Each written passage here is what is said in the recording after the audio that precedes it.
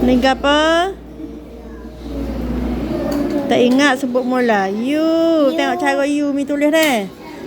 You letak kat ni, tarik turun ke bawah. Ni you. You. Sebut lebut 5 kali you.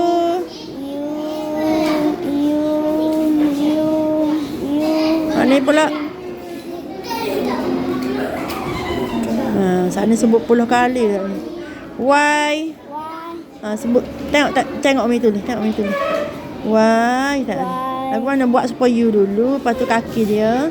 Dia ada ekor. Panjang rekod sini. Aiman tengoklah mi. Tunjuk ni. Mi penat dah ni. You. Why? Ni huruf tadi. Nak tengok. Ingat kode. Kalau tak ingat, kena boleh pula. Ni huruf apa? D. Bagus. Ni huruf apa? L. Ni.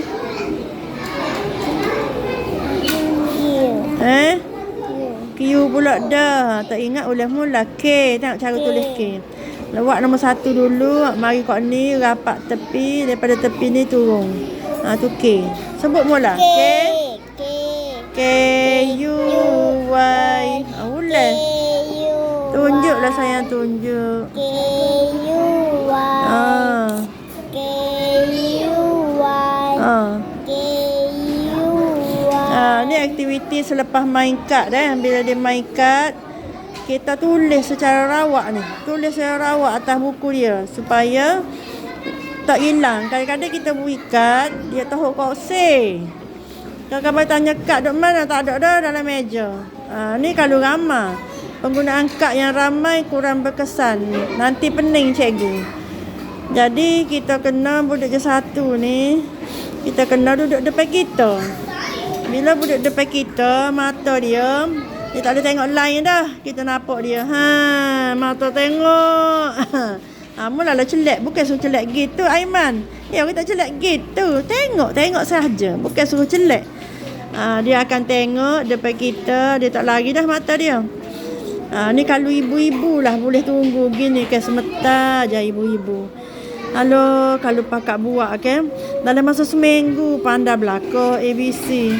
Barulah cikgu senang aja B A ba, B C A ca, D A da, baru pandai. Sebenarnya bila huruf ni sini kalau dia boleh, lepas ni dia pandai ngajar sendiri. Gitulah mama dia dah tolong dah. Boleh buat ni di rumah ni. Tapi jangan atur. Jangan tulis A, B, C, D. Nanti dia ngapa? Dia nyanyi super cerita Hindustan tu. A, B, C, D, E, F, G, H, I, J, K, L, M, N, P, Q, R, S, T, U, V, W, X, N, Z. I love you. Hak tu dia tumbik lalu. Dia pandang. Sebab dia ngapa? Jadi jangan buat secara atur. Kita buat secara rawak. Lepas tu kita pula ajar sekali. Caranya bagi Kak Ayah lah. Yang paling mudah ialah bila kita buat gini, kita tunjuk selalu A ni lagu mana. Katakanlah kita tunjuk selalu cara dia tulis. Tulis pens dengan jari. Tulis dengan jari. Tak perlu nak tulis lagi dengan dengan pensel. Tulis dengan jari dulu. Biar dia tahu tu lagu mana ambil. Kadang-kadang budak dia mari ikut atas. Dia mari ikut bawah ni. Dia buat gitu. Piuk. Dia buat gitu. B dia mari ikut ni. Dia buat 10 nombor terbalik. Kita kena tengok satu-satu. Gitulah.